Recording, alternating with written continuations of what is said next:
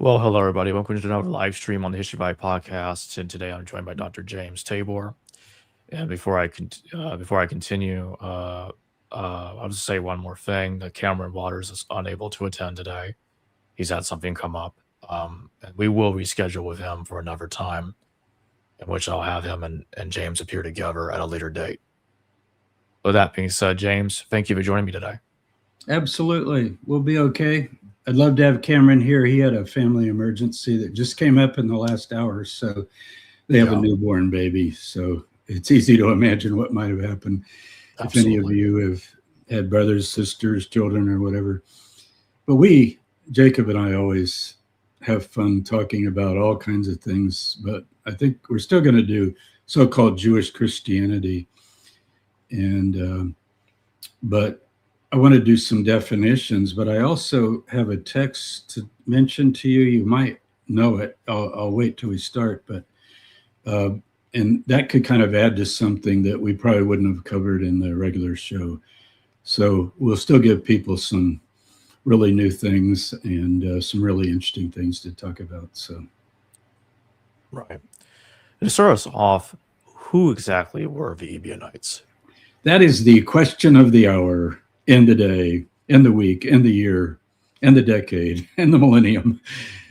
And I actually want to back up and talk a little about terminology, meaning naming things. It's so strange how we are. We're 2,000 years plus removed. Let's start with the Dead Sea Scrolls.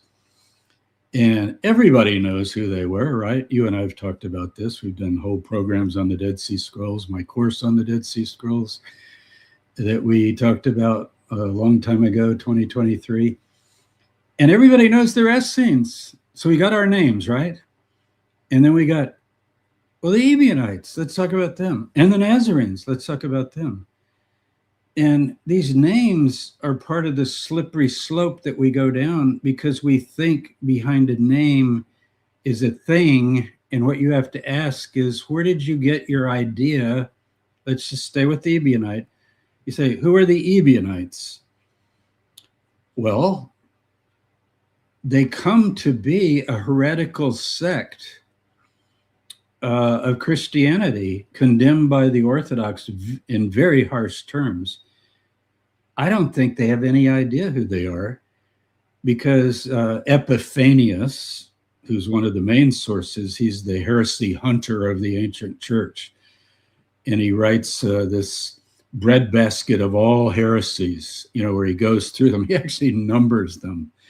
It's almost funny, okay, number 29 and number 30, like you're calling out bingo cards or something. And he says, Ebionites, they were named after a leader called Ebion. And that's one idea. And some think they're called the poor ones because their views of Christ are very poor. So you see what you're getting here. It's like worthless historically. So really a group named themselves, we have bad views of Jesus, so let's call ourselves the bad Jesus people. It just doesn't even make sense. So I think we can answer that, but I still want to go back to the Dead Sea Scroll group a little bit and just talk about this thing about naming things. There's so many things we think we can name. But then if you begin to ask someone who is an expert in those areas, or someone who's really studied a certain body of literature, you'll find, how many times have you seen this, Jacob? The so-called scholar or expert, and many of them are experts, if they're really experts, they'll start deconstructing the name, right? So let's say you want to say, James, let's talk about the Apostolic Fathers. There's a thing in the ancient world called the Apostolic Fathers. We all know that's not the case. This is a modern collection that's put together by us, and then it does go back to the 4th or 5th century. And it tends to be just all the early stuff we can possibly find. And now today we even throw the Didache in, and that wasn't found until the late 19th century as far as a copy of it. And so I think the Dead Sea Scrolls are the same way. So I'll get to the Ebionites. I'm not forgetting your question, but I want to introduce this problem with the Dead Sea Scrolls, because everywhere I go, everybody's like, this is an Essene-like movement. These are Essenes. This is an Essene. This is that. It's the most common name. If you ask, well, who wrote the Dead Sea Scrolls? 99 out of 100 are going to say, I know that, Dr. Tabor. The Essenes wrote them. Well, you know what my next question is going to be as a professor. Ah, really? So you know about the Essenes. Where did you get your knowledge of these Essenes? Well, if somebody studied a bit, they'll say, well, Josephus describes them in Book 2 of the Jewish War. Huh. Well, if I read Book 2 of the Jewish War, it sounds like he's describing a Greek philosophical sect. It's pretty long for the Essenes, but like the Pharisees, they start sounding like Stoics, right? Their views on fate. And you say the Sadducees, oh, well, they would be like Epicureans. So if you don't trust Josephus on the Pharisees and the Sadducees, where he describes them like a Greek sect, then why would you trust him much on the Essenes? So I always tell my students when we're studying the Dead Sea Scrolls, and it's the same thing with these Ebionites, you need to ask, where did you get what you think you know about these names? So, we'll have super chats come on and people can maybe share with us what they know. But let's stay at the Essenes just for a minute. Now, people have tried to say what the word means, and one possible derivation, I kind of lean toward this, is it's from the Hebrew word osim. Osa is to do, and osim would be the plural. Osim haTorah. Sounds kind of like Essene. Maybe you could put it into Greek as Essene, but we're not sure of that. So they're the doers.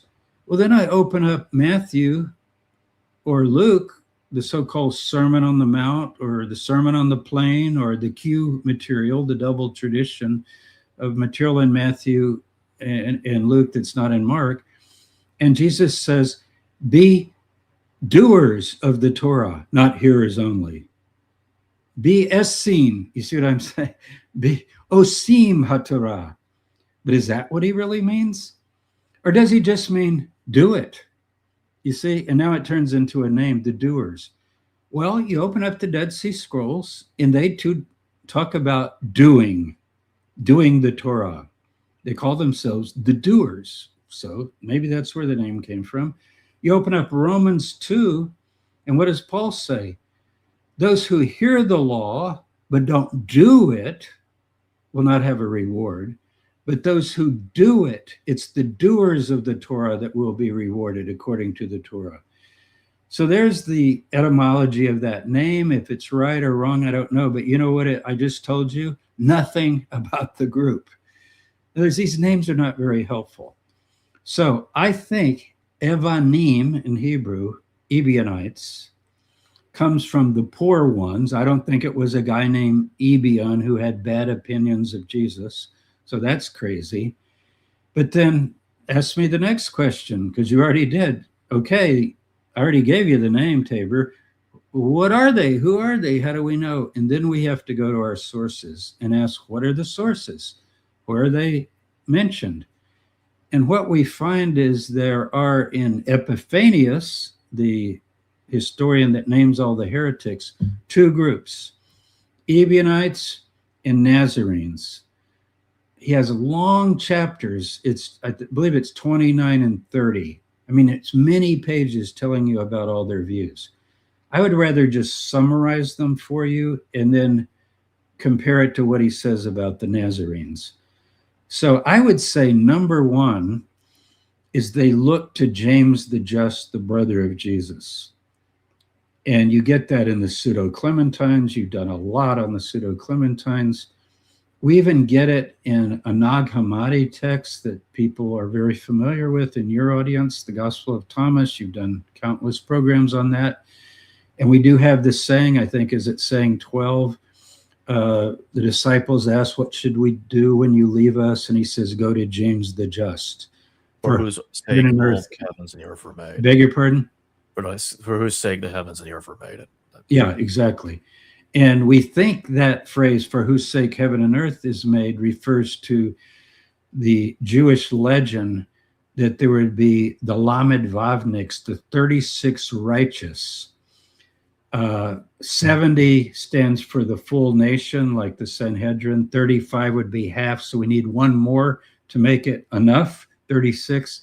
And there's a legend that among the humanity throughout the ages, there's 36 righteous, and they're the ones that sustain heaven and earth. You know, people could be very, very wicked. It goes back to Noah. Why does God save Noah, even though the rest are destroyed? Sodom and Gomorrah. Remember when God debates with Abraham, and Abraham says, wait, what if there are 50 righteous people in there? Would you still destroy it? No. And he gets him down to 10. So in this legend, it's 36, the 36 righteous. I don't know for sure if that's what the Gospel of Thomas means, but it does say, go to James the Just. And we know that Paul, in his letters, Galatians particularly, talks about the pillars of the movement and talks about James being the leader. He talks about James, the brother of Jesus, going to visit him and so forth. Book of Acts brings up James. He seems to have the authority. So we can begin to put together a picture. So they do talk about we are, and I'm actually going to go over a list that I made, just talk about them, not read them to you. Mainly from the Pseudo-Clementines. So I would say the central authority of James the Just would be one of their key tenets. They would also say that Jesus of Nazareth, the historical Jesus of Nazareth, was born of a woman, of a natural union between Joseph, his father, and Mary, his mother. And he was deified or declared to be exalted and glorified, but not born of a virgin or born without a human father or anything like that.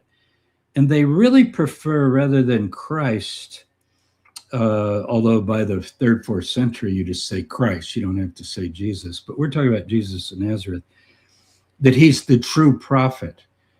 Now, what is that about? That has to do with a passage in Deuteronomy, I believe it's chapter 18, where Moses says, in the future, God will raise up to you a prophet like me. And at the end of Deuteronomy, when Moses is dying and even dead and buried in that last chapter, the writer says there's never been a prophet like Moses to whom the Lord spoke face to face as a man speaks to his friend. So this idea that someday would come the prophet of prophets. That's why in the Gospel of John, remember when they're asking John the Baptizer, like, who are you? Are you the Christ? It'd be probably the Davidic Messiah. Are you the prophet? That would be that prophet like Moses. So as far as we can tell from the Clementines particularly, and these groups begin to merge as we're going to get into. I'm trying to kind of do some scrambled eggs here to show you the names are not as helpful as getting the views together. They would say Jesus of Nazareth is that true prophet like Moses. Well, that means he has ultimate authority. Now, if he passes it on to James, it could be, in their view, because they talk about the Spirit hastening through the ages in various generations in some of their literature that they have, and resting upon the one in whom God is well pleased. But anyway, let's stay with Jesus for a while. He's the true prophet. Now that's quoted in the book of Acts. So we do have Christian texts, not only them asking John, are you the prophet? But in Acts 7, where Stephen is talking, he ends his speech before he's stoned in that narrative. And he goes, this is indeed the prophet like Moses that was prophesied. And then he quotes, I will raise up to you a prophet like Moses. So that's important. So what he isn't might be more important in that regard than what he is, meaning he's not virgin born. He's not the divine Son of God. He's not incarnated, a pre-existent divine Son. He's not, and who's there so far from the Trinity, it's not even funny. And that's their Arius said that Jesus was not always divine. Remember, they had this big debate during the Constantinian Nicene Council in 325. And the way you could identify an Arian, I've always told my students this, they get a kick out of it. You got one question. So, Jacob, I'm going to find out if you're an Arian. Was there a time when he was not? And if you go, well, yeah, I mean, before God created him, what? God created him? So he's a created being? You're an Arian. You're a heretic. Get out of here, you see. Now, the Ebionites are worse. They don't just say, oh, yeah, God created him. No, he's the Spirit rests upon them. So when they read the baptismal scene, they're probably going to use Matthew, but it's quoted in Mark as well. This is my beloved Son in whom I am well pleased. But it also says, this day have I begotten you in the Gospel of the Ebionites and Nazarenes and the Gospel of the Hebrews. You get these different names. Again, you got Gospel of the Hebrews, Gospel of the Nazarenes, Gospel of the Ebionites. So that's a big one. I mean, to the early Christians in the 3rd and 4th century, and even all the way back, I would say, to Irenaeus, when you really get kind of organized Christianity. You know, remember Justin, he says, well, he was kind of a pre-existent being that appeared in the Hebrew Bible. That's actually Jesus that talks to Moses. That's in his pre-incarnation state. So you're working towards something like that. Ebionites would go, no, he's an ordinary human being. He's born of a woman, born of a human father. So that makes them heretics right there. There's no way that they could even recite the Apostles' Creed, much less the Nicene Creed, that talks about eternal with the Father of one substance. They would just be like, no, how could you blaspheme? There's only one God. So when I say Christ is the true prophet, keep in mind, yes, that's exalting him, but to an Orthodox person, or even many Gnostics that think he pre-existed as like a divine being in heaven, in the world of light and came down into the world of darkness to bring revelation and so forth, that would just be such a problem. You can call him the true prophet, but I mean, any Christian would go, of course he's the true prophet. But we still got the trick question. Was there a time when he was not? And so he's an ordinary human being, but he's so powerfully filled with the Spirit that he's begotten by God, and in whom this is my beloved Son, in whom I am pleased to rest, is the way they saw it, or dwell. In that idea of the bird coming down, it might even be the idea that it lands in his head and makes a nest. And then, you are my beloved Son, in you I am pleased to dwell. This day I've begotten you. So you put all those together. That's a big heresy that they held.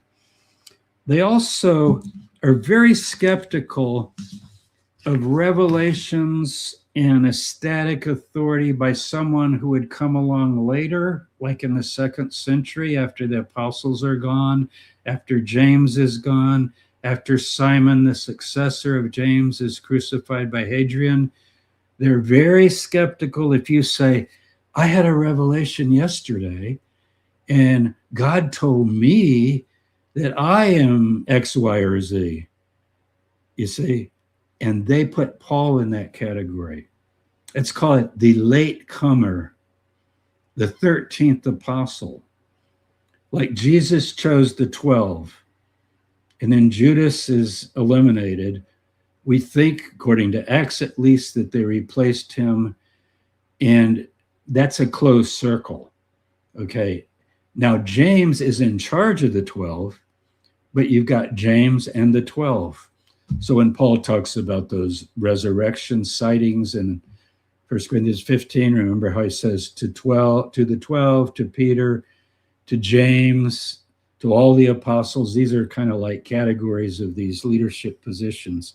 But that's really important in the pseudo-Clementines, because if somebody like Paul comes along and says something like, I got a revelation directly from Jesus, not from James, not from Peter, not from John, not from any of the apostles.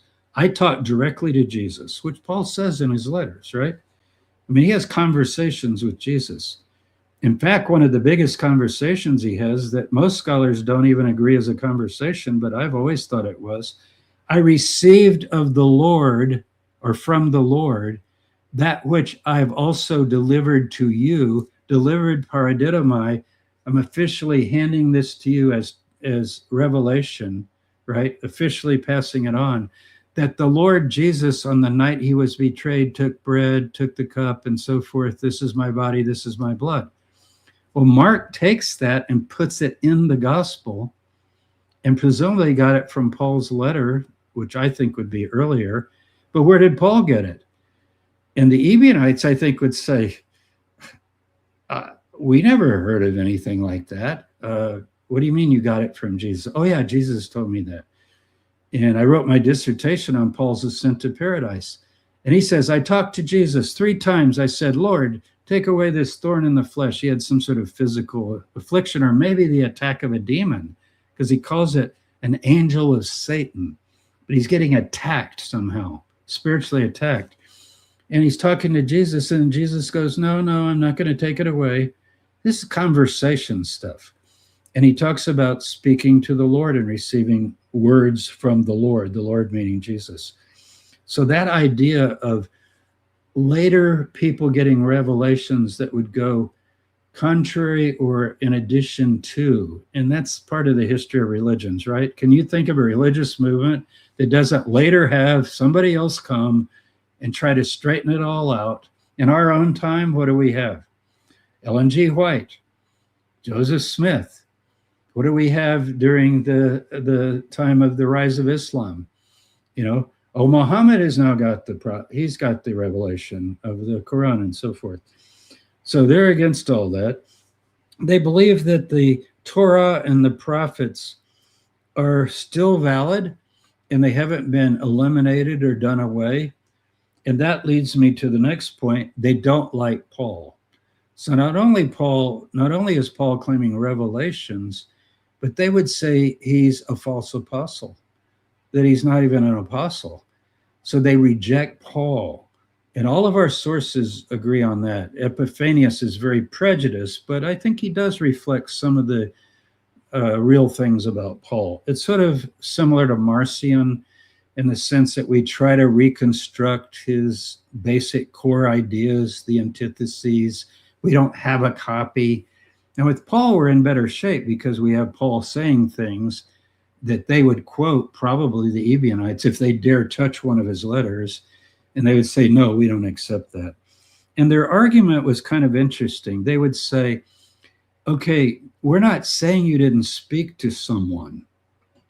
Follow this. We're not saying you didn't get a revelation.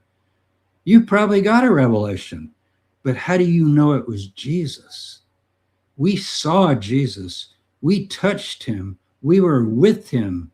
And James, if he were part of the discussion, would say, absolutely. And I grew up with him, and he's my brother, you see? And they would say, we don't know who you talk to. And that could apply to Paul or anybody else that comes along and says anything different from what they have received. Now, Jacob, think of Galatians 1. It's almost humorous. What does Paul say? He takes that argument and applies it to him. Isn't that amazing? He says, I preached to you the gospel that I got by revelation from Jesus, not from man or through man. Neither did I receive it from those who were apostles before me. Think of that language. And then what does he do? And even if I later told you it was fake, it was from a demon, even if I told you that, or anyone else tells you that, to hell with him, meaning to hell with me even. I'll quote it in the King James because I remember that. Though we or an angel from heaven preach any other gospel to you than that which we have preached to you, let him be accursed. It's a great Ebionite statement. You see how Paul's taking their idea, and I'm using Ebionite because we're generally talking about the group. I don't think they went around calling themselves that as their main name. They probably called themselves the Way or the people of the covenant, people of the new covenant. They might have called themselves the Yakad, the church, the group. You know, is so-and-so a member of the Yakad? Is that person in our assembly, in our gathering, and so forth? And in Greek, Paul would say the church. So remember when he kicks the guy out in 1 Corinthians 5 for sleeping with his father's wife, he's not even there, but remotely he says, when you are together, and notice the language, and the Spirit of Christ is present, and my spirit is present. What, he can project his spirit into the assembly, deliver the guy to Satan. It sounds like a ceremony, you know, like we would picture a group coming together and say, we hereby condemn you to Satan. And, you know, it sounds like it's just very strange stuff to modern ears. They have an aversion to the sacrifices, and they go to the book of Jeremiah. Cameron was going to talk some about that because he's made a film about called Christspiracy, but he'll come back and talk to us about it. And so they're vegetarian, and they don't drink wine. We go to what we know of James the Just. The earliest record would be Hegesippus, preserved in Eusebius. And he does seem to get pretty good quotes of Hegesippus, who was a Jewish Christian convert from the 2nd century. And he says James never touched wine or meat. They would say that John the Baptizer, in their text, they say he didn't eat locusts and wild honey. That word locust is one letter different in Greek from the word honey cake. So it's actually talking about a desert kind of manna type thing that you could eat from a plant. And that's also reflected in Slavonic Josephus, which is a Russian Slavonic copy of Josephus that talks about he would not eat any prepared food. Now, we don't know if all the Ebionites went along with that, but we're pretty sure that they thought you should not eat dead flesh. It almost sounds like some of the cynics. Remember Diogenes, my favorite statement from Diogenes? They go, why don't you eat meat? Why don't you go to the temple and enjoy the meal we're having? I will not make my body a tomb for a dead beast. Typical kind of cynic statement. But they would actually go to Jeremiah 7, and where Jeremiah says, in the day I led you out of Egypt, I didn't command you about burnt offerings and sacrifices. Well, what are you talking about? Exodus 25 through Numbers 10 is all about the temple, the tabernacle, every sacrifice, how to do it. And that was when he led them out of Egypt, Exodus 25, a few days after Sinai. They would say, no, no, no. That's written by the false pen of the scribes, the priests. It almost anticipates the P source of the documentary hypothesis. Isn't that interesting? Have you ever thought about that? They were kind of saying, you know, all that P material about sacrifice and slaughter, that's not from God. Well, then you got a real problem, because you can't just open up a book like the Torah, 5 books of Moses like we have it today, and say, this is the Torah, and the Torah is not done away, because they don't think that's the Torah. They think that parable of Jesus in Matthew about the wheat and the tares, remember? They think the tares are false doctrines, and they've been seeded now with the wheat, which Jesus and James planted, and it's growing up together. And at the harvest, which is the judgment at the end, God will come back and reap it all together and separate the tares from the wheat and burn up the tares and reward the wheat, you know, with the kingdom of God and so forth. So those would be good Ebionite texts. There was an old joke once where somebody said something about eating fish and bones, and they say, well, when I invite somebody for a fish dinner, this is not an Ebionite joke, this is my joke. If I invite somebody for a fish dinner, I expect them to have enough sense to pick out the bones. Well, they would say that about the Bible. I have an inner sense when I'm reading, say, Exodus or Leviticus or Deuteronomy, and I can pick out those interpolations because they're not marked in color or anything in any manuscript.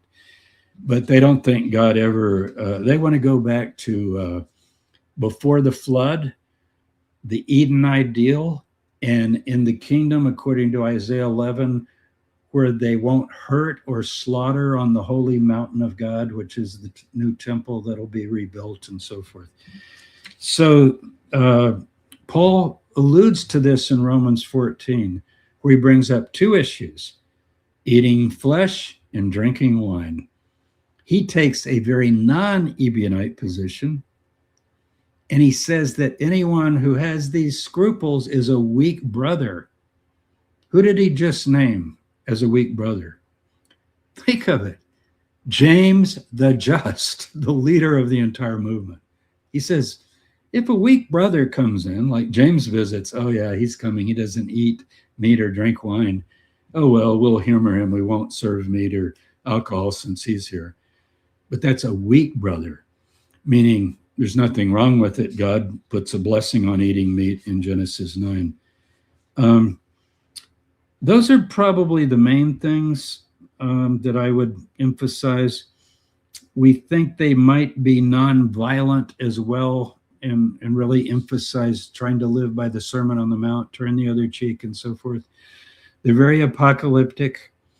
They are reading these texts, these New Testament texts.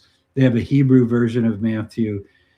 And particularly after 70, if you read Matthew 24, which is the synoptic apocalypse of Matthew, you're going to get the idea that Jesus is coming really soon. It talks about the Great Tribulation, and immediately after those days of tribulation, the Son of Man will come in the clouds of heaven and so forth. So they're kind of a terminal group, although they do continue. By terminal, I mean their expectations are dashed. So those are some of the things we think we can recover from the sources. If you go by Epiphanius, he would say, well, it's really because of the book of Acts. Do you remember in Acts, I think it's 20, one of the speeches in Acts, I don't remember, chapter 22 or 3, where Paul's on trial in Caesarea. Remember, he has to appear before these different Roman procurators and also Agrippa. And he says, he's accused of being the ringleader of the sect of the Nazarenes. Now, because that word is in Acts, Epiphanius and other church fathers want to make a separation with another group they call the Nazarenes. And they're very similar in many ways, but they don't reject Paul. Now, I don't think they're Trinitarians. I get no idea that they're Trinitarians. Epiphanius would want them to be, of course, but he still puts them as a heresy. So maybe he doesn't think they're Trinitarians. But this rejecting Paul is a big deal because, I mean, that is a real cleavage. Since Paul becomes so influential in the 3rd and 4th centuries, as in a sense, he's just almost like the founder of the movement. You know, Paul settles all issues because we got all these letters of Paul talking about what to do about this, that, and the other, and how to solve all these problems. And if you accept all 13 letters of Paul and even the book of Hebrews, you got this whole religion developing that you could call Paulinism by the late 2nd, 3rd into the 4th century, and then all the way down through from Augustine on. And of course, Luther, man, totally. So when you say, who are the Ebionites, that's the long answer. I think we can come up with some of their characteristics, and we can say that they existed. Now, what I want to do, and then we'll talk more about all this terminology business, is show you something that Cameron Waters noticed and showed me. I'll have to confess something here. I've never read the complete volumes of Epiphanius. He goes on and on, Jacob. Have you ever read all of them? It's hundreds of pages about these different groups. But he starts with section 1, Jewish groups, not Christian.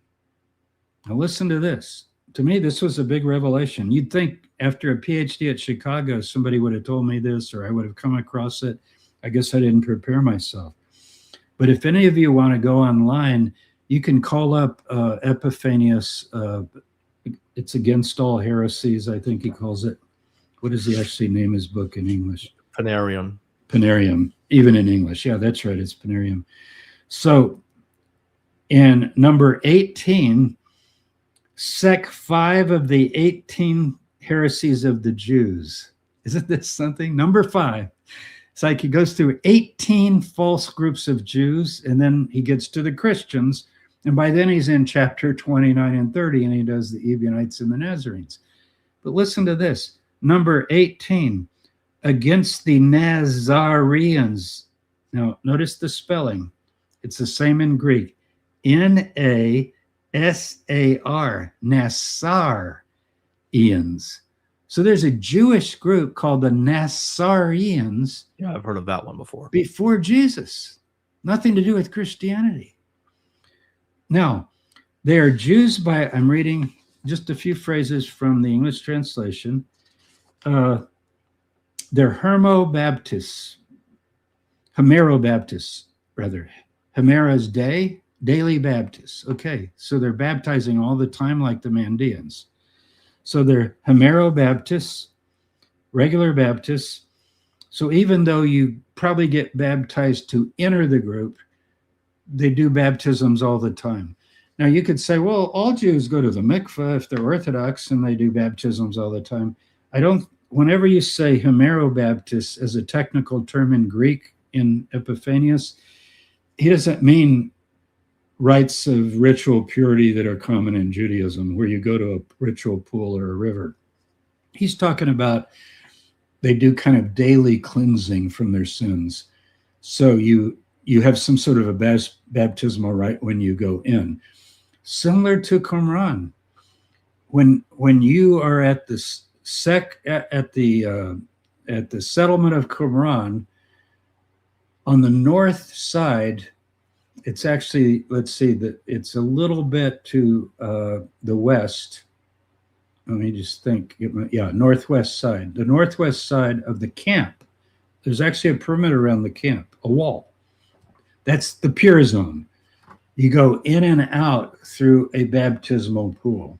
So if you have to go to the bathroom, to the latrine, it's outside the camp, then you come back in and you say, well, what is that, like for cleansing? No, it's ritual purity. It's actually a mikveh. I bet many of your viewers have been to Qumran and seen that. They are Jews by nationality, and they live in the Transjordan. This sect practices Judaism in all respects and have scarcely any beliefs beyond the ones I've mentioned. So he's only on number 5. So he's basically saying, I'm not going to repeat everything I've said about all these other groups. They also practice circumcision. They keep the Sabbath. They observe the festivals. And they reject fate and astrology. You know how the Torah says don't go by the stars and don't go to seances and things like that. They recognize his fathers, Adam to Moses. And he actually names all the people down to Joshua. And they keep all the Jewish observances. But listen, they would not sacrifice or eat meat. Now this is before we ever get to Jesus, and I don't know the date of these people, but they're pre-Jesus because he hasn't even got to the Christians yet. And he's only on number 5 of the 18. So there's already within Judaism, and it's probably influenced by Hellenistic religions and Hellenistic ways of life. It's pretty widespread in the Hellenistic world to be a vegetarian and to not drink wine as a higher spiritual state. And so I think that's probably where they're getting it. They also say that the books that order sacrifices are forgeries. Well, I just said that about the Ebionites. And now the Nazareans are saying it before the Ebionites ever came along. So you see how these terms are very fluid? It ends up that we're talking about a group. We're talking about a series of groups, probably over 100, 200, 300-year period, that have a set of characteristics. And that's why I began with the floating nomenclature, where people go, oh, is he an Essene? Oh, is he an Ebionite? Is he a Nazarene? Like, these are tags that people wore and said, I carry my membership card in this group. That's not how it was. But if I say, well, name some of your views, well, I'm Jewish, or I'm of the people of Israel, really, they would say, and I follow Moses and the prophets. They claim the books are forgeries and that the fathers never gave these customs that have to do with sacrifices and eating meat. Let's see what else. I'm not going to go all the way through it. I think they even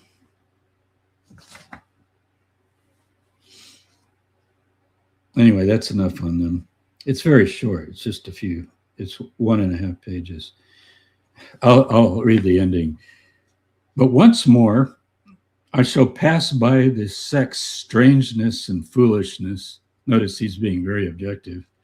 And I'm content with the few words that I've said, inserted here with my limited ability to oppose the era of the sect we've been discussing.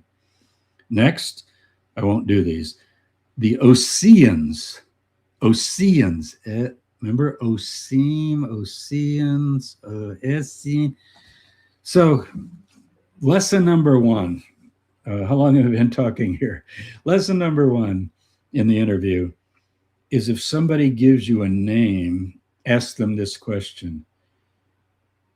Before I give you a yes or no about this, that, or the other being Essene or Ebionite or Nazarene, tell me where you got your definition of that term, to whom does it apply as you understand it, and what are your sources? And it is not consistent. The best example is the Dead Sea Scrolls. They never call themselves Essenes. I mean, isn't that interesting? We call them that. And I don't know. I try not to say that. I say the Qumran group or the Qumran community, or I try to use the names that they used. And I think it's the same with the Jesus movement.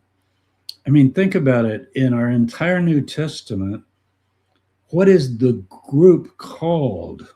What is the Jesus, John the Baptist, James, Paul, Peter, John, what is the movement called? Well, in Acts, we have, is it chapter 11? The disciples were called Messianists first at Antioch. Christians, we say today, Messianist. Okay, well, that's, according to that, that's at Antioch later. But if we could fly back to the time of Jesus in our time machine, or even to the time of the teacher of righteousness 150 years earlier, maybe, and say, who are you guys? What do you do? I don't know that they would have a name as much as they would describe, well, we're followers of the Torah, we're doers of the Torah, and we're a part of the new covenant, and we are waiting for the 2 Messiahs. They would probably tell you their views. But just the name, like Christian, I get asked all the time in comments on YouTube, people go, is Tabor a Christian? I wonder if Tabor's a Christian. What's a Christian? Is Jacob a Christian? Was he a Christian? People just love these tags, like we're all going to be given ID cards with the name on them. Well, do you know any Christians that agree on everything? Well, maybe a few, but not very many. And if they do, they're probably forced to. Like, this is the creed, and you better believe all 22 points, so you can't be in our group. But they're not going to get a lot of members. As we know, in most churches, people go, yeah, I know our church teaches that. I have a slightly different view. And especially if it's a Bible-based church, because then the Bible's out there for everybody to interpret. And so they're going to come up with all kinds of things, especially on subjects like prophecy everything from futurist to preterist to, anything in between. So I hope I gave you some characteristics of them, but I don't know if I really defined the term because I'm trying to deconstruct the term and say that it's not very useful. So what would be useful? What would be useful is to try to talk about maybe the movement after the death of Jesus that looked to James the Just as their leader and his successors, the Desposunai, as they're called, and the family of Jesus. And they would be not in any way equivalent to ideas, but remember when Muhammad died, according to legend, you have this split. And it's the same as if you take somebody like Eusebius and his view of Christianity and the followers of James. Eusebius mentions James. As I said, he quotes Hegesippus. He admits that James was given the leadership of the community. But as time goes on, they begin to say, well, he's head of the Jerusalem church, almost like he's a bishop, like there's the bishop of Rome, the bishop of Antioch, the bishop of Ephesus, and James and his successor, Simon and others, they're bishops of Jerusalem. No, that's not the view that Eusebius even gives you. He says that the apostles turned to James as the leader of the movement. So I think that's better than having a term, names. I think it's okay to use names. People are still going to use them. But here's my question I always ask my students. What was Jesus? Give me his identifying name. What religion was he? Say, well, he was Jewish. Well, do you mean like ethnically? He came from Jewish ancestry? But what was his religious faith called? I don't know. What was Paul's religious faith called? Does Paul ever use the term Christian? Paul, depending on the letters, right? But does he ever use the term Christian? Isn't Christian only in Peter? Is it? Do you remember, Jacob? Acts. I know it's in Acts, but when is it in the epistles? It's not in any of Paul's letters. If it's in them, Peter, either 1st or 2nd Peter, yeah. I'll find out. If anyone suffers as a Christian. I think it might be 2nd Peter. 2nd Peter, so that's pretty late. I'm not positive. Hold on. So I don't know that the group had a name. You say, well, I want to have the name that the original followers of Jesus had. Maybe Nazarene. But what does that mean? Let's First talk Peter. about Nazarene. Go ahead. First Peter. 1 Peter, okay. I just want to say that real quick. 1 Peter. So, good to have our software, isn't it? when our memory slips. I got all these things I'm trying to cover. So now let's talk about Nazarenes for a while. I think that it basically has to do with Netzer, which is a word from Isaiah 11, where there's a metaphor given of a stump of Jesse. Jesse's the father, the biological father of David, King David. So the stump of Jesse is cut off. That means the line of Davidic kings is cut off. And then it says, but there will come forth a branch or sprig from the stump of Jesse, Netzer. So it actually means branch. So when I say, well, I'm a Nazarene, if I could go back in time to the 1st century, and we're speaking Aramaic or Hebrew, I would go, oh, so you're a follower of the branch? Who do you think the branch is? Are you waiting for the branch? Do you think the branch has come? Because that branch is then described in great detail in that chapter. That is the biggest, largest chapter and most important chapter in the Hebrew Bible for the Davidic Messiah. I don't know why Christians don't read it more. It's literally a job description. It's a job description. It says he will come forth, he will do this, and he will do this, and you just go check it off. But one of the things he's supposed to do, There are two really big jobs that he's got. He's got to gather all the tribes of Israel back to the land. Well, we have a saying in Q, I've chosen 12 of you because you will sit on 12 tribes, judging the 12 tribes of Israel. In the Dead Sea Scrolls, in the community rule and Damascus document, when we get the organization, the teacher and a council of 12. It doesn't say because of the tribes, but 12, maybe. Well, that's before the Jesus movement, you see. So what's happened is we've tried to put everything into these silos. And when you say, I'm a branchite, so let's go to Acts again, Paul.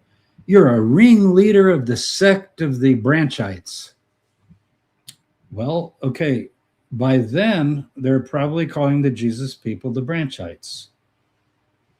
It's almost like saying messianist.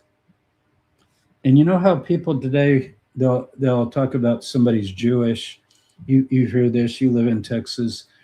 Down in Houston, you've got congregations, Messianic Jews. See these labels, Messianic Jews. What do you mean Messianic Jews? Well, we all know what it means if we're in those cultures.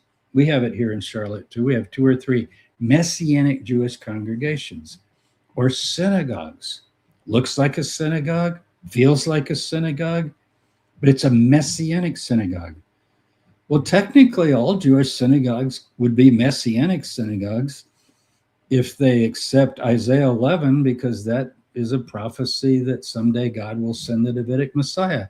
And in the Jewish prayer book, I've got one right here, you pray that every day that God will send the Davidic Messiah. So how can you tell me that they're not branchites? They're like people waiting for the branch to come.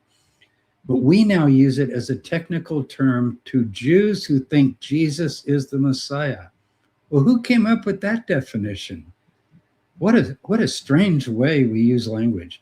So, well, I'm a Messianic Jew. Okay, I know what you mean, but why would you use a term like that? Why don't you just say, I'm a Torah observant Jew? Oh, well, that wouldn't show that I believe in Jesus. Or why don't you say, I'm a Jew for Jesus, which there is an organization that just comes right out. So nobody can miss it. I'm a Jew for Jesus. So we're no better on terminology. Do you remember, Jacob, that time we talked about Waco and David Koresh, and we talked about all the terms, and people go, are you a branch Davidian? And you interview branch Davidians, and they go, no, we're not branch Davidians. We're just Davidians. And others are like, no, we're just Bible students. And then you go to the Jehovah's Witnesses and the Russellites that still exist today that followed Charles Taz Russell that led to the Jehovah's Witnesses. And you ask them, are you a Jehovah's Witness? You follow Russell? He started this movement. And definitely Jehovah's Witnesses. All it meant was we're witnessing to Jehovah. It's from Isaiah. You are my witnesses, says the Lord. But now it becomes a name that you incorporate, you see. And so the Davidians were a group that formed by Victor Haddaf in the 1950s and 40s and 30s. And then the branch Davidians are a branch of that group. And did you know that David Koresh basically said, I'm not a branch Davidian, really. I'm a student of the 7 Seals. Oh, now we have a new name, the 7 Seal people, the 7 Seals of the book of Revelation. And you know what? Baptists have trouble because they split all the time. So they've kind of solved it. Just keep the word Baptist always and then come up with another thing to show you're still Baptist. So you could say, you know, free will Baptists or hard shell Baptists or this kind of Baptist or that kind of Baptist. And then we get American Baptists and Southern Baptists. Southern Baptist is a real funny one because it's like, what, in the Southern, you have to be in the South to be a Southern Baptist? What if you're in Maine? You can be a Southern Baptist in Maine, but the headquarters, you know, tends to be in the South. So you know what I want to say? Let's forget all the names and just look at the evidence. Let's look at texts.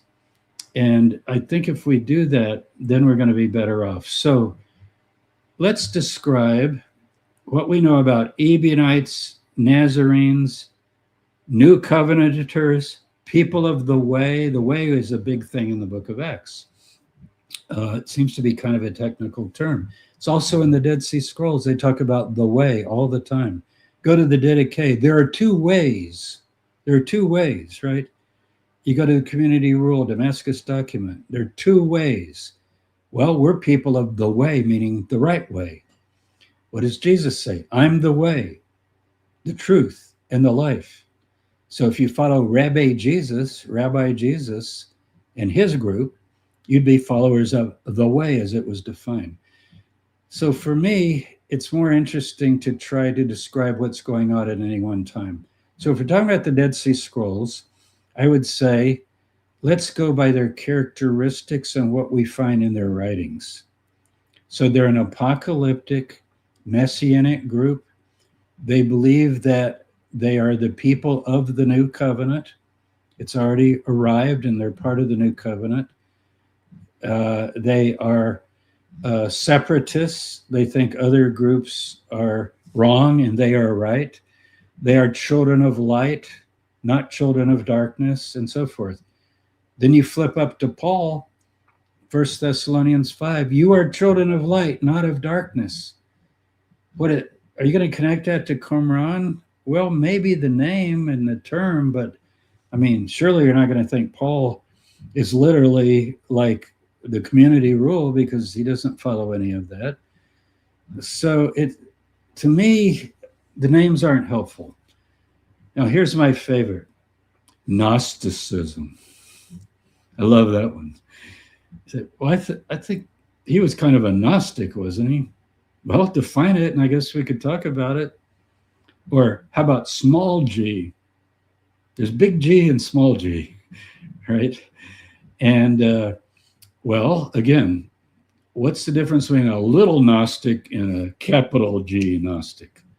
Probably the degree of formation of the group with set views and ideas. And I'm telling you, if you study religious movements as I do, you know, my field is ancient Mediterranean studies, Hellenistic religions, Second Temple Judaism, the Jesus movement, Christian origins, you know, kind of I'm pulling down. But then you begin to talk about these different groups that exist all down through history that I'm very interested in, particularly apocalyptic groups is one of my specialties. By the way, my next course I'm going to offer with Derek Lambert's MVP courses is called let's see, Waiting for the End Times Through the Ages. And it's going to be a course on tracing biblically oriented apocalyptic movements from Qumran all the way down to 2026. We'll do some of the modern ones at the end. And we'll probably have more by the time I offer the course. But what a group always has to do, if they begin to form, usually among a charismatic leader of some type or leaders, and they're meeting and they have a certain vision of things, and then they say, what do you think we should call ourselves? And Russell told his followers, just call yourself Bible students. Well, that's not really a name, is it? Well, yeah, it became a name. There are groups today all over America, all over Europe. They're the holdout Russellites. They're not in the JWs. They're not part of Jehovah's Witnesses. And if you ask them what they are, you know what they say? It's very odd. You go, well, what is your faith? We're Bible students. You're Bible students. Well, anyone who studies the Bible is a Bible student, but they don't mean that. See, they've made it into a name, not just a description of what they might have been. But at the time Russell gave it, I read his writings, he wanted to avoid denominationalism. See? So, Jacob, you know a lot about religion. Let's say you're going to start a religion, and I'm just going to call it Jacobites. Well, no, we can't do that because there are Jacobites already. Burmanites? Nah, it's too hard to spell. Did you say burn or berm or? We'll just have to come up with a name for your group, Jacob. Questers? Quakers, Pentecostals is one of my favorite. Why? Because they believe that the experiences of charisma that was given in Acts 2 are still operable today, so they say Pentecostal. Then that can get appended to any church. So now you've got a characteristic. So I'm sorry this is turning out to be more on nomenclature, but we did talk about what we know about the group that gets the tag Ebionites. And I think we covered kind of the main things. Now, there's this other document I wanted to mention to you, and I will send you the link where you can put it in the description. You probably are aware of it, but in 1966, I remember this, Jacob, because I was in 1966 graduating from college with a bachelor's degree in Greek, and a book came out by Shlomo Pines. Do you know the book, Shlomo Pines? Yeah, I know who Slimo Pines is. Yeah, remember, he's the one who talks about the Arabic sources for the testimony Yes. of Jesus and so forth. But the book by Shlomo Pines is a new source for the history of Jewish Christianity. And it's a PDF. You can download it off the internet. Some of your listeners are very good at this. They'll go find it right now. But I'll give you the link. It's a little book. I think it's 60 pages maybe. And it's a 10th century Muslim who is discussing and debating with Christians. So it's going to remind you of this book that we've also talked about, Howard's book, Hebrew Matthew, George Howard. We call it Evan Bohan or Shem Tov. And this book is pulled, it's the Hebrew text of Matthew that's pulled from a rabbi, Ibn Shaprut of the 14th century, who is quoting the version of Matthew he has and then refuting Christianity. Okay. This Arabic book by this Muslim cleric or scholar is quoting what he knows of Christians and refuting them. You know, how are they different from us now that we have the true revelation of Muhammad? We want to be able to argue with them because they're going to say this and we're going to say that to counter them. But when he starts talking about the Christians that he's describing, they're key parts of his description that don't fit Orthodox Christians in the West. So who is he talking about? He must be talking about sources and texts that he encountered from Arabian and Arabic sources, maybe even in Arabia, that were passed down to him. And you can read it, and it's very interesting. But a lot of the characteristics are Ebionite characteristics, like they don't believe Jesus is God or anything like that. Well, Christians by that time believe Jesus is God, if they're Nicene Chalcedon Christians. So I don't know if you've read the whole book. I just started rereading it. When it came out in 1966, I heard of it, and it was very controversial. It was almost like finding Evan Bohan or the Didache. It was like, wow, we have, you know how we want new sources, or the Nag Hammadi. Like we find a new text that nobody's seen. And everybody got all excited about it. And then the naysayers started coming in and saying, yeah, but it's not like the Mishnah. You got a 10th century AD text, and you're trying to project it back on a group 8 or 9 centuries earlier and say this can be a new source for Jewish Christianity. Well, I happen to think that we do that all the time, because you got to ask, how old is your copy that you have of the Didache? Right? How old is it? You can look that up. I don't know offhand, but I'm talking about the actual copy that was found in the Library of Jerusalem in Constantinople and is now in Jerusalem in the Orthodox Patriarchy. It's not, I mean, none of these manuscripts are like 1st or 2nd or 3rd or 4th century, right? These manuscripts that we trust. How about Josephus? I gave my students recently a chart just to kind of make them think a little bit. We so confidently quote a text, and we say, now we date this to about the second century, mid-second century, maybe late second century. Oh, Tabor thinks it might be early. You see what we're doing? First Clement is my favorite. You worked a lot on First Clement, I said, well, it's probably around 96 AD. Oh, really? Okay, good. What's the oldest copy of it? Like you're reading it, Greek Clement, the copy itself. I don't remember offhand, but I think it's way down into the Middle Ages, isn't it? I'm pretty sure. Now, it doesn't mean it didn't exist because people quote it or allude to it and so forth. But I just say that to throw a little caution into the discussion. And I think that we should look at all these sources.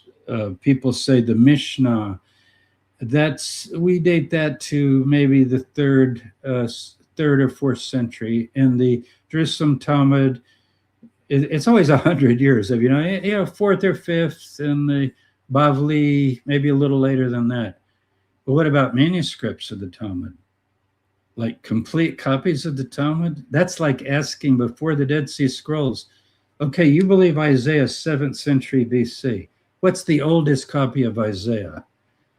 And the Christian fundamentalist sheepishly answers, or the Jewish conservative, 1009 AD is the oldest copy of Isaiah.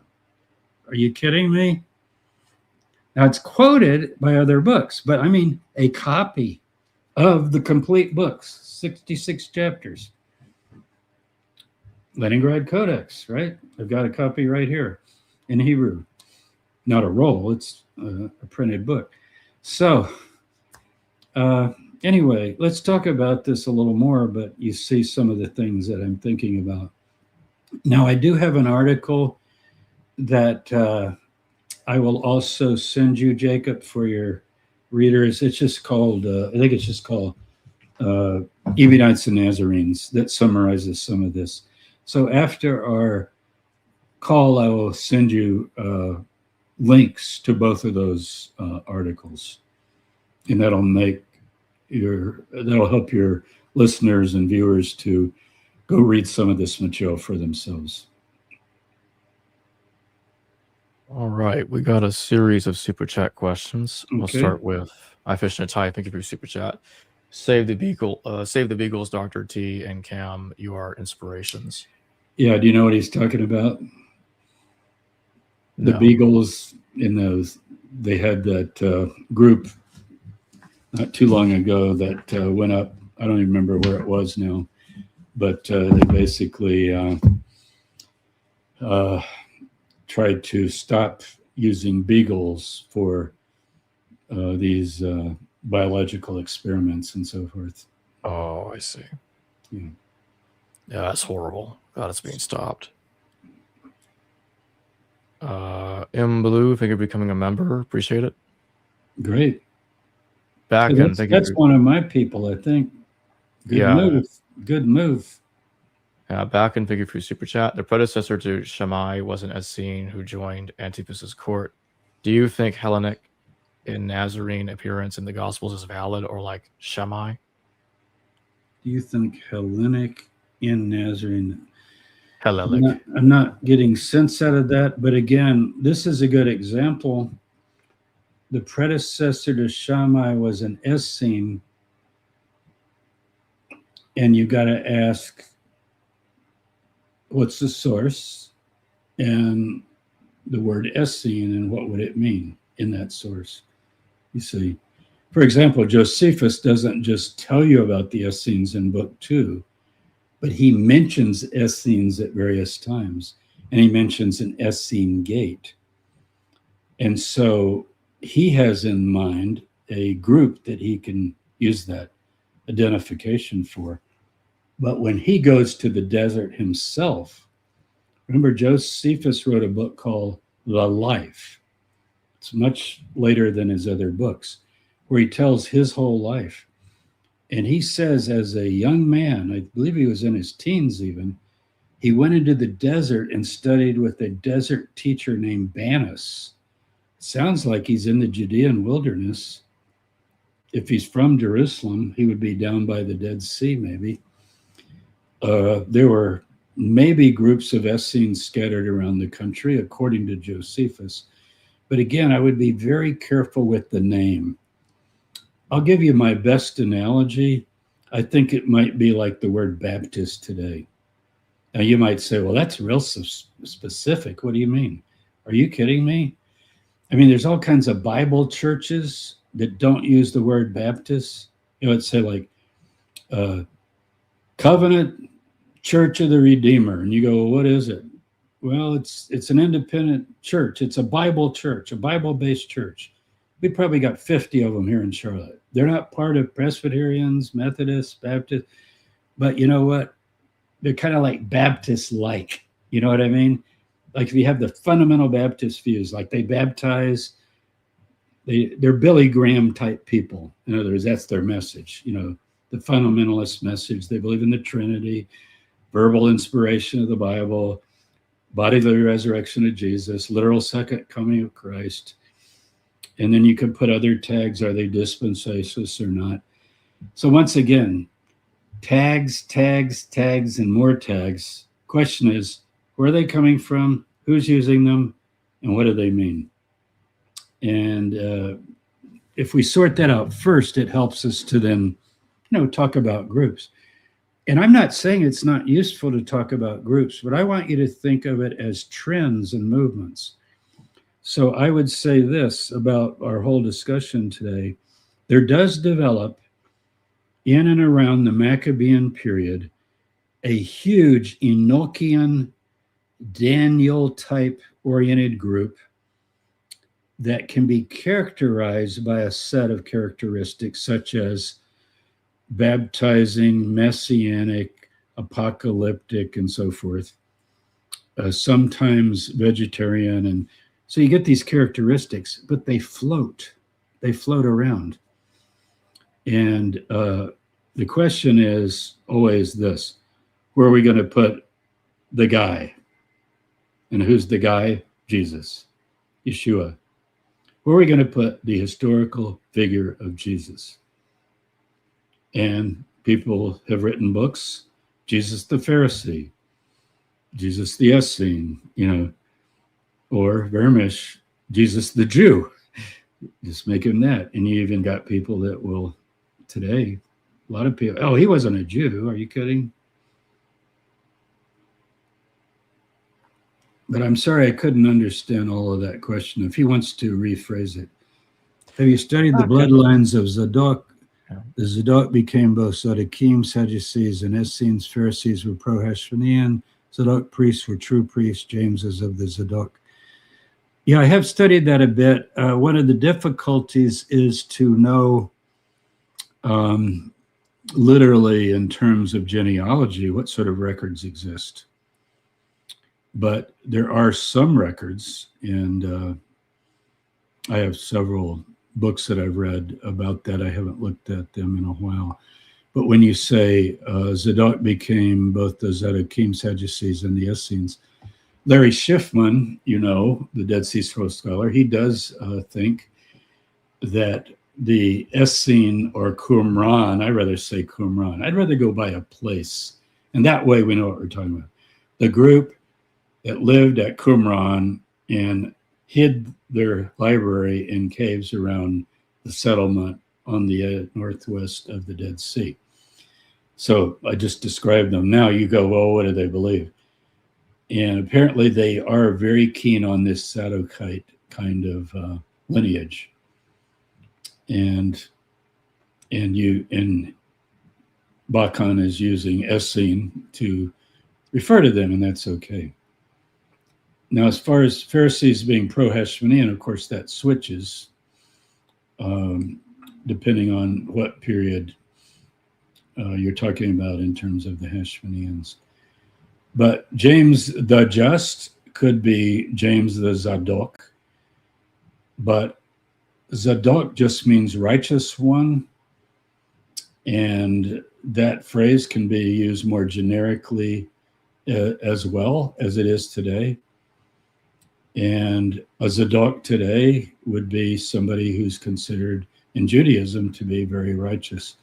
I'll tell you something that your listeners will be interested in knowing is in terms of biological descent, we're going to solve some of those questions very soon, because I've headed up a project now in which we're going to do new generation sequencing of the priestly lines of DNA based on the ossuaries we have.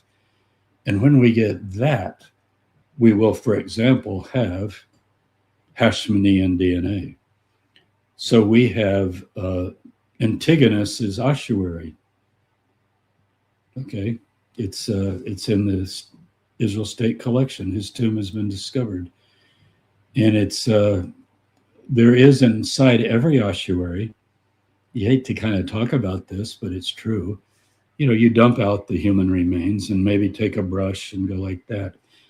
But any ossuary I've ever looked in, I've looked in hundreds of them, significant human remains. It actually forms a line around the bottom where the biological material decayed to a certain point, and it seeped into the limestone. And we've already done sample tests of that scrape. You can scrape that from the four corners and so forth. And then you can do new DNA tests, the new generation sequencing. Hasn't been done yet because of the war, and we've been stopped in our project. But we do already have some samples that we will be testing. And so that's going to be interesting, because then we can, well, if we get the whole genome, certainly that we'll get the haplogroup, which tells you generally what family they're in. If we get lots more indicators and readings, mitochondrial, which is the mother, as well as Y, the father, and we would be looking mostly at the Y if we get it, then that will be very interesting to see what these actual remains say about priestly lineage. We've got a few, excuse me, few ossuaries that actually have the name Hagadol, HaKohen, the priest, that are in the Israeli collection, so we can start with those. So maybe we'll have Zadokite DNA to look at. So Bakken was being a little more specific about his first super chat. I was trying to ask if Jesus was like the Hillel. Oh, Hillel. I see. Position. I'm sorry. It's H-I. Yeah, so I didn't get it. I thought you were trying to say Hellenistic. Yeah, I think you misspelled it. Yeah. Was he like Hillel or Shammai? I would say definitely Hillel in most of our texts. I guess the most famous is a paraphrase of Jeremiah 6. Come unto me, you that are burdened and heavy laden, and I will give you rest. Take my yoke upon you and learn of me, for my yoke is easy and my burden is light. Those are typical terms used for the yoke of the Torah and its oral interpretations.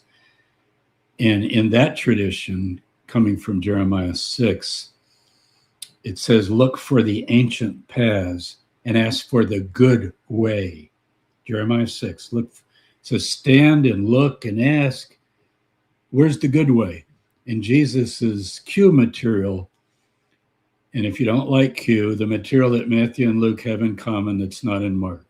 It's just harder to say, but I'm not going to argue about the letter of an alphabet. But that material that Matthew and Luke have in common, it's not from Mark. It does reflect those kind of positions. Picking grain on the Sabbath is made for man, not man for the Sabbath.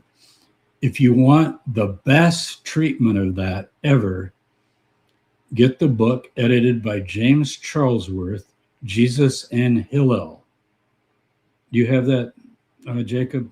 Have you ever gotten that book, Jesus in Hillel?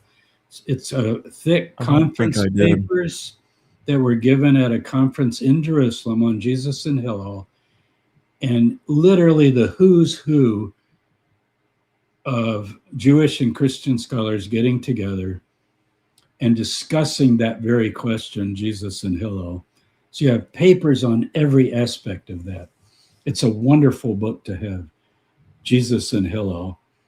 And that will probably answer most of your questions better than some one source, because this would be lots of scholars talking about different aspects of the question. But remember, even our views of Hillel and Shammai come to us from later sources, don't they? We're kind of reading back into the earlier sources. Now, so back and thank you for those super chats. I'll get to the rest of the super chats in a second. Just to be clear, everybody, Tobias super chatted in a live stream a while back that I missed, so I'm just making it up to him here. Is Dr. Tabor familiar with any Parthian sources on these messianic sects from around the time of Bar Kokhba or Marcion? No, I'm not. But I would be interested if they're real Parthian sources. And Tobias, thank you for your super chat that you did. But let me say this about the 2nd century. Everybody thinks, not everybody, but many times it's thought, I'm trying to be more generic in my statements. Many times it's thought that apocalypticism is like this, and it gets up to around 70, and then it kind of crashes, and then it builds up again with Bar Kokhba. I call him Bar Kokhba because that's how he signed his name, trying to be more historical. Kokhba right. Star, son of a star. I mean, Kokhba star, and he's Kokhba, which is a nickname, Kokhba, or Kokhba star, in other words. So, and then it goes up again, and then they're utterly defeated by Hadrian. And the Christians, so that's one track, Jews. And then they don't ever think about apocalyptic again because they're just so defeated. Totally untrue. There are places in the Talmud, Sanhedrin 98, A and B, I'd go there first, where the rabbis are discussing later, way later, 4th, 5th century. And what about the end and the judgment, and when is it coming, and apocalyptic, and how could we know, and are there signs of the end? And it's very interesting to read. And finally, the rabbis vote and say, no more date setting. Now, you don't say no more date setting unless people have been setting dates and they've been failing. Now, Jacob, you've heard me say this before, and I always preface it by saying, please don't take this as overly cynical. Just take it as a cautionary tale.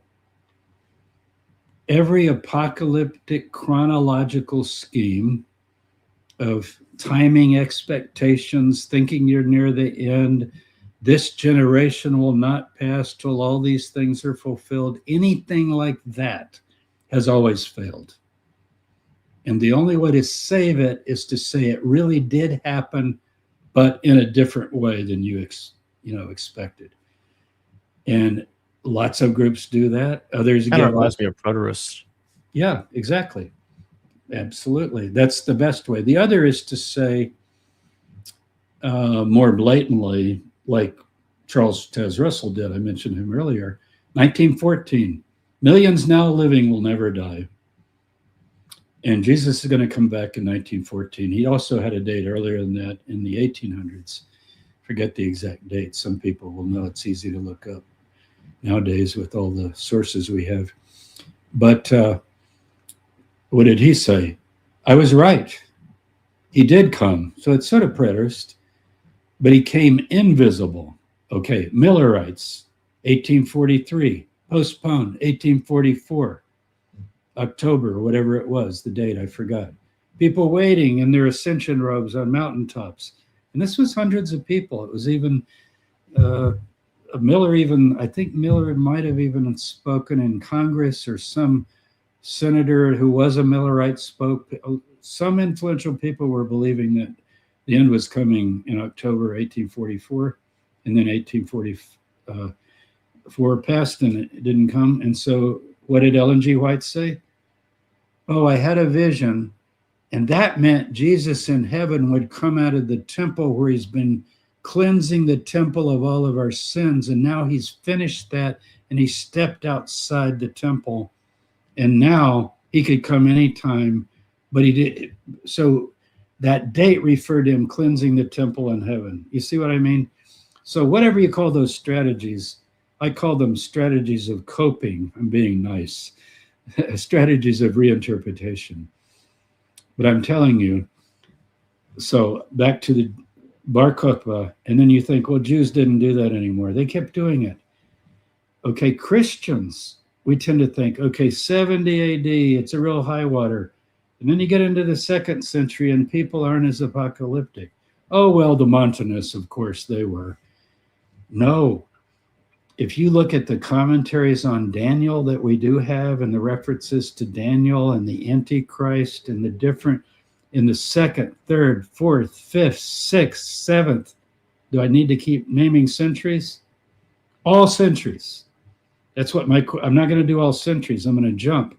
But when I offer this course in the fall, it's going to be in the fall, Waiting for the End. I think it's called Hope and Disappointment Through the Ages, Waiting for the End. You're going to find that because of the power of these texts that they can't deny, people can't resist recalculating. And for the Christians, it's the book of Revelation and the book of Daniel. And some now are going to the Apocrypha. I was shocked the other day. I was looking at a YouTube prophecy thing because I try to keep up with some of it. It's so crazy you can't keep up with it. Is Trump the Antichrist or is he the Messiah? Cyrus, I mean, which way are we going to go on this? And you can't keep up with it. But anyway, there's a group. Believe me, Jacob, you may have heard of this. This is crazy. We got to get one of these people on. They're going through 2nd Esdras with those crazy visions of eagles and how many wings and feathers and interpreting it in the light of what's happening right now, as if it's inspired. Even though in 2nd Esdras, the author says, now listen, I'm giving you a different vision than my brother Daniel did. Meaning, what I'm telling you, Babylon, Persia, and Greece is now Rome. The 4th beast is Rome. So the 4th beast has to be the last, right? Always, of Daniel or Revelation, these beasts, the final beasts. And so that 4th beast keeps getting stretched or reinterpreted. Did you know that in England, there was a movement called the 5th Monarchy? In England, in the 1600s, the 5th Monarchy. What do you mean the 5th Monarchy? I'm talking about a political religious movement. Look up 5th monarchists in British history. 5th kingdom of Daniel. They're going to be the kingdom of God. So it's very interesting stuff. So my caution is that so far, this has always failed. Always. And maybe it always will. I mean, I can't be a false prophet and predict the future. Maybe it'll happen tomorrow.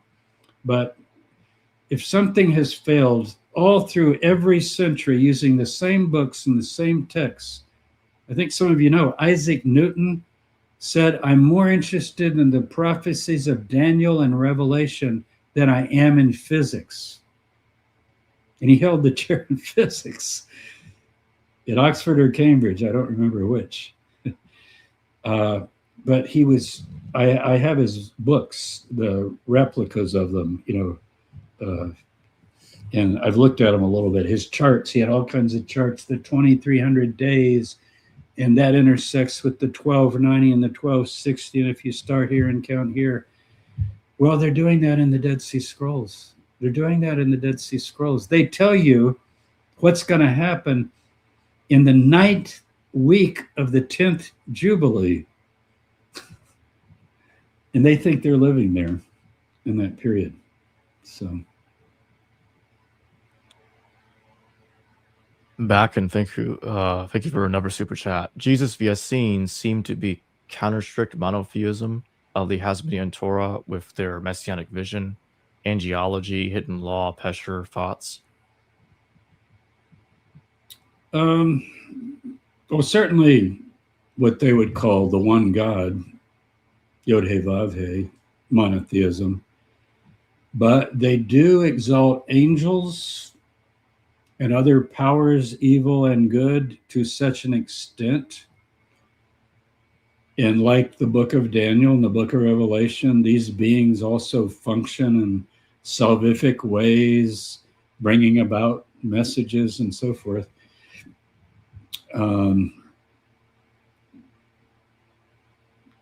They seem to be counter-strict. Oh, I see. Yes. So I'm agreeing with you. Yes. I don't think they would call them God in the sense we tend to use the term. I am the Lord your God, and there's none other beside me. But even within the text, they find hidden meanings. You're right.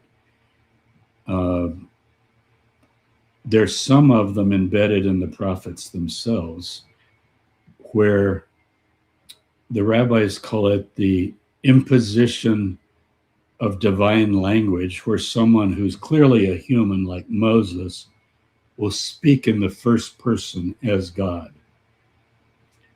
And or a angel, malach.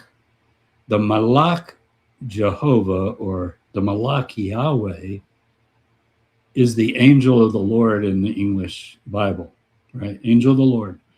But we just read it as the angel of the Lord. What is that? Gabriel?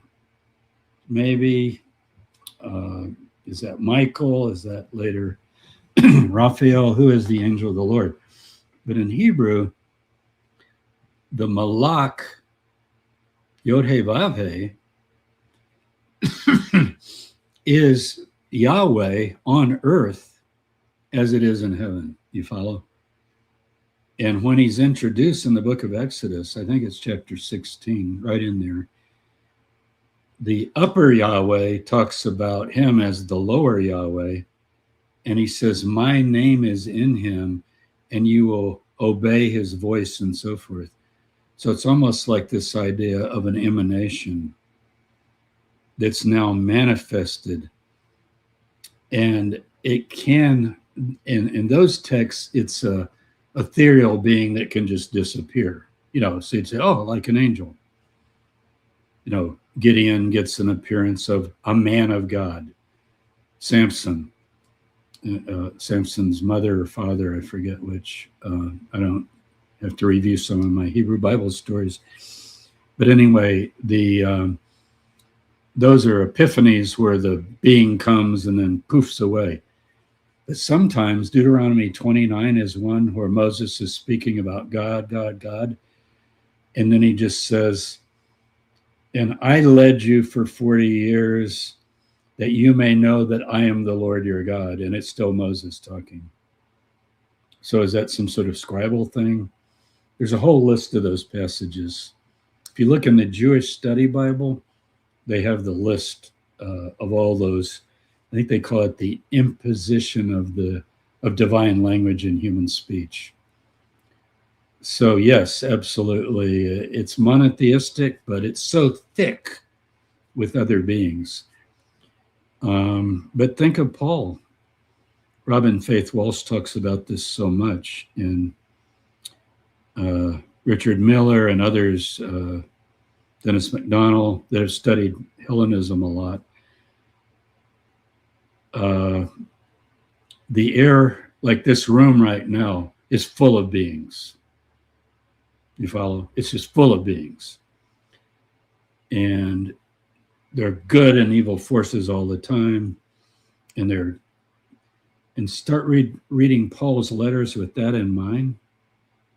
And he starts listing angels, principalities, powers, heights, depths, things above, things on earth, things below.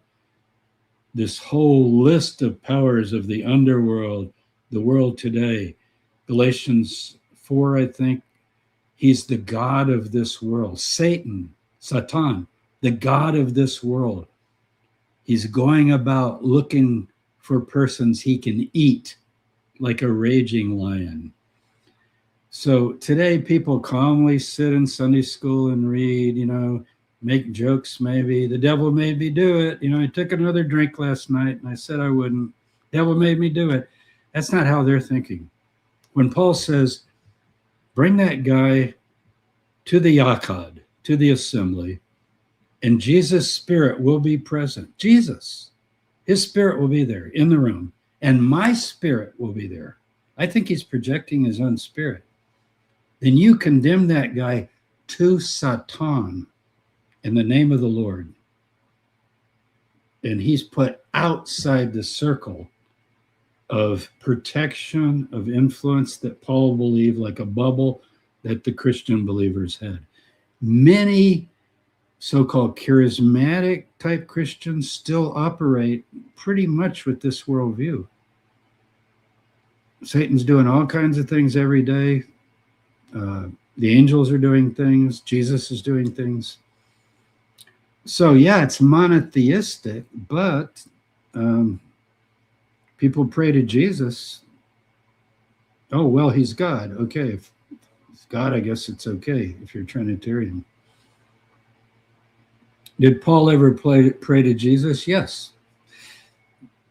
I guess you could call it prayer. I asked the Lord 3 times to deliver me from the angel or messenger of Satan. I would drop the word angel from your vocabulary when you read the Bible and just use messenger. And that way, if it's a human messenger, you're clear. And if it's a heavenly messenger, you're clear. And if that messenger is evil, satanic, you're clear. Or if it's good, you're clear. And that way, you're kind of living a little more. But then you've got the levels of heaven. Robin talks about this a lot, right? Going up. And I wrote my dissertation on this, Paul's ascent to paradise. And I give you a lot of parallel texts, Poimandres, Hekalot Rabbati, the Jewish texts. What else do I give you? The Dream of Scipio. I forgot all. The Greek magical papyri, the Mithras liturgy. The point is, when you try to go up above just the sky to the first, the earth is the lowest level. It's material. You try to go up to the first level. We'd call it the atmosphere, where the satellites are. Once you go beyond that, there are all kinds of forces holding you down.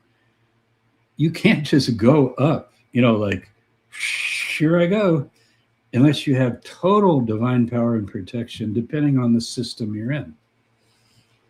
So, I walk around in my backyard and my house. I do things every day.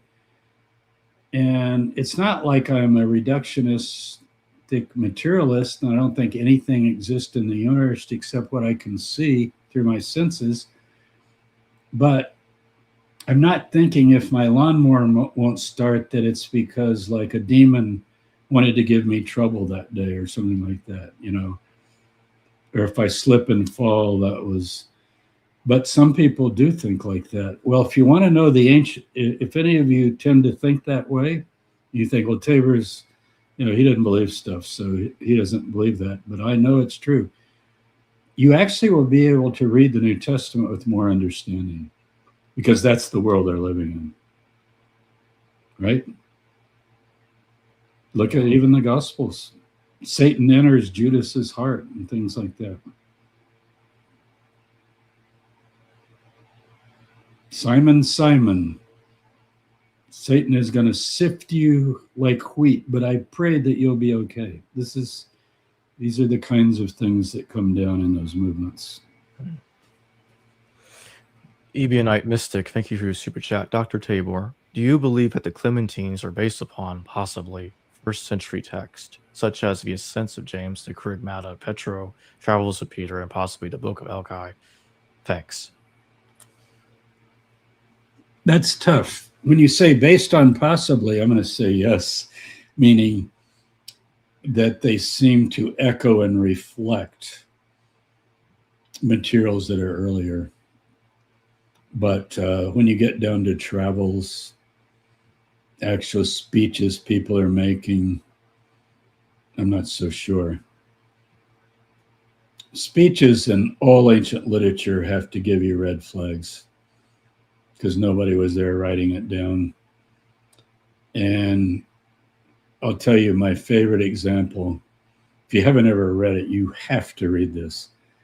Go to Josephus, Jewish War, Book 6, and find the fall of Masada. We think it's in 73. You know, the fortress Masada. And read Eleazar ben Yahir's speech. If you didn't know it was a Jewish guy, you would think he was on Mars Hill preaching eternal life and the immortal soul to the Athenians. It's unbelievable. I wrote a book that's out of print, but I'll show you because you can still find it. And now that it's out of print, you might even find it in some of these places where you get free books illegally. But if it's out of print, it's called A Noble Death. I know that has a shiny cover. It's called Suicide and Martyrdom Among Christians and Jews in Antiquity. Arthur Droge and James Tabor. And I wrote the chapter on To Die is Gain and several others, but I did the speech of Eleazar. You should read it. It sounds like Socrates drinking the hemlock, or do you know Scipio's dream? Scipio Africanus and his grandson has this dream, and Cicero recounts it. And it's really the same kind of thing where you rise above the earth and it looks smaller and smaller, and your soul begins to get transformed, and you see all the world of the dead is kind of up by the moon. It's not the highest, probably called the third heaven in Enoch, at least, first Enoch. So you keep going up. And then if you can get all the way past the seventh, then you escape the material world altogether. Most ancient people are living with that view of things in their head. You know, the planetary spheres. Astrology is big, big, big. It's more important if I go out tonight that I look at the stars and where they are and what constellation we're in and when I was born and what sign I am, and maybe even consult someone who's more an expert in these things before I make a trip or a journey. We have many texts about this. It was against the law to do the emperor's horoscope. Why? Because it might say, oh my God, I see something. You're coming to a dark month next year and you could get killed. And it looks like you might even die. Well, they don't want to hear any of that.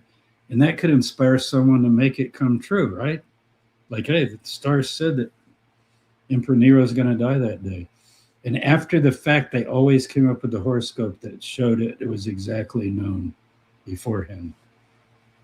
So don't think of a horoscope as just a little newspaper, funny paper to, oh, let's see what your horoscope is. It's like a Chinese fortune cookie.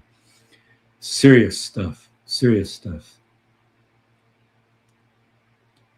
Demons, angels, astrology, everything. Back, and thank you for another super chat. Thoughts on Paul using Serapion as his model? Followers of Serapis were called bishops of Christ, anchor symbolism, and back in Jesus, invert sacraments to Greek equivalency, pneumatic bodies. Certainly an influence. Mithras has also been mentioned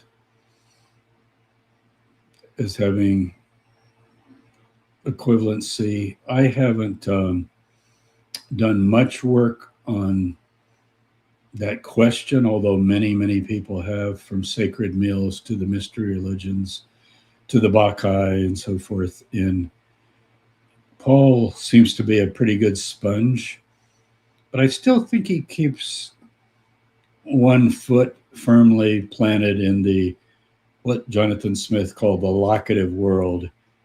He's expecting a linear redemption, not just dying and going up through the spheres. He thinks that Christ will take all of those in Christ, they'll rise to meet him in the air, and then they're going to have a period of conquering. Space Wars, Star Wars. And they will conquer every principality and power. 1 Corinthians 15. And it's going to take a while. And then comes the telos, he says, the end, when they're all defeated. Then he'll destroy death. And then he believes in a palingenesia. Palin is again, genesia is Genesis, a new Genesis, in which the earth itself will be delivered from its bondage to decay. It's under the tutelage of these spheres, see, keeping it down. And it'll be delivered, and then God will be all things to all. Panta in passen. Panta in, panta all things in passen. So the whole universe will be harmonious. And now those ideas go back to Timaeus, Poimandres, lots of Gnostic groups, where people, they see poverty, disease, suffering, war, the contingencies of life, living in this biological world we live in, and believing all these things are going on spiritually in the unseen world. And they want salvation from it. And almost every system, they swap and borrow and adapt, but they all want the same thing. It's a human desire for a perfected world. But the more Hebraic view is linear, it'll come at the end, the eschaton. And the more utopian view, which is opposite of what Jonathan Smith called the locative. Locative means this world will get transformed into perfection. It's a good world that was corrupted by evil, but it will end up good. That's the book of Revelation. Never forget, in the book of Revelation, chapter 21 and 22, God comes down to the new creation. They don't go up to be with God. Most Hellenistic thinkers would go, that's crazy. Why would he come down here? Well, because it's going to be transformed. Romans 8. The creation itself will be delivered, and it's groaning in travail, wanting that. And we are wanting it. Paul says, we ourselves who have the Spirit are groaning. So religions in the Spirit are religions of salvation. And the salvation has to do with getting free, having eternal life, being blessed, and essentially experiencing everything that humans have dreamed of throughout history, and trying to explain why it's not that now. So,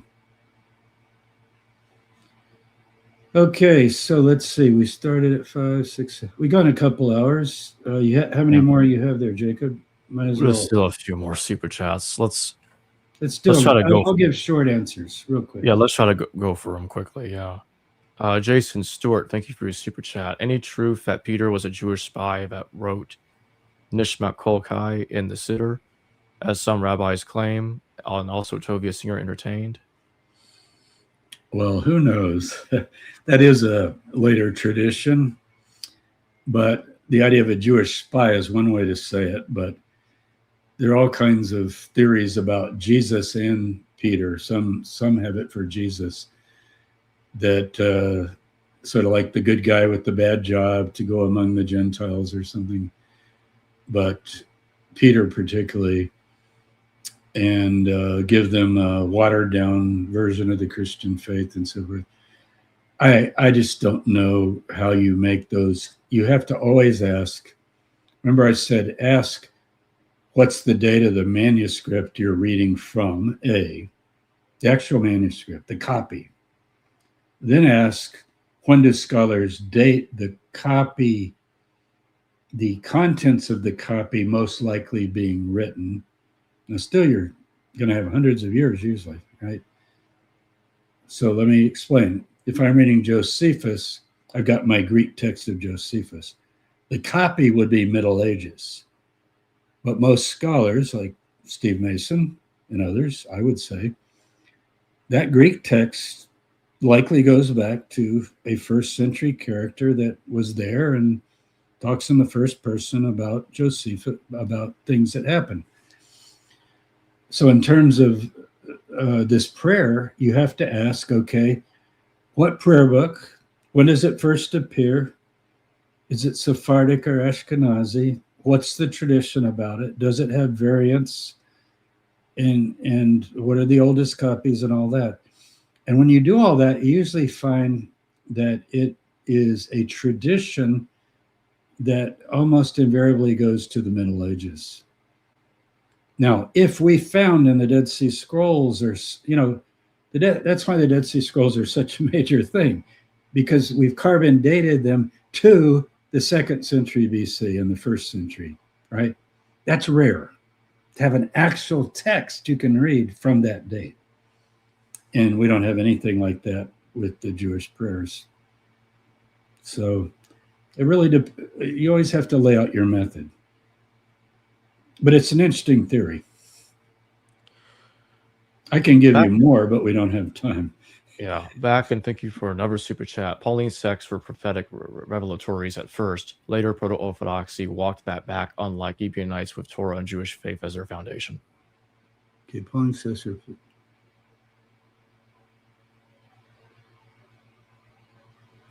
Yeah, I'm trying to follow the thought there.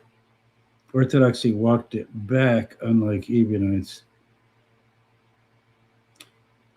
Pauline groups tended to have to live, they tended to have to live with what they had, maybe. I'm just not totally sure. Ebionites are willing to say the Torah is wrong. Maybe that's what he means, he or she. I don't know. But I'll say this. Those who took the Greek texts of Paul, as we now have them, had to live with the good, the bad, and the ugly, and whatever is there, you just explain it some way, right? Like whether it's preterists or whatever. Ebionites would just say, well, that wasn't in the original. They can get rid of it. So, okay. Back, and thank you for another super chat. Do you think Nazarenes believed in atonement? Again, define Nazarenes. That was the whole point. What century, when, what text? But I think he means Christians. And I don't know what that means either. So, I'll just go to the next one. Yeah, they all believe in atonement. But the question is, do you just turn to God in prayer and get forgiveness? Mm. Craze Icelander. Go ahead, James. Sorry. No, go ahead. Craze Icelander. Thank you for your super chat. I love that me and Jacob had the same resting face staring into the endless void of death. Oh, thank you for the super chat. Curbinator. Meaning like your everyday look when you just think of life, Jacob? I think he's talking about the way I look at this the screen as I'm taking in the answers. I don't know. I'm not sure. Curbinator 5000. I like the way you look. Thanks. Curbinator 5000. Thank you for your super chat. Do you think it's possible that someone deliberately mixed pig bones with the remains at Masada in order to desecrate the dead and perhaps prevent their resurrection at the end of the age? Boy, that's a long discussion, unfortunately. I did a show with Jacob on the Masada bones and all that. That would answer some of that. The pig bones were in the southern caves, but they weren't in all of the southern caves.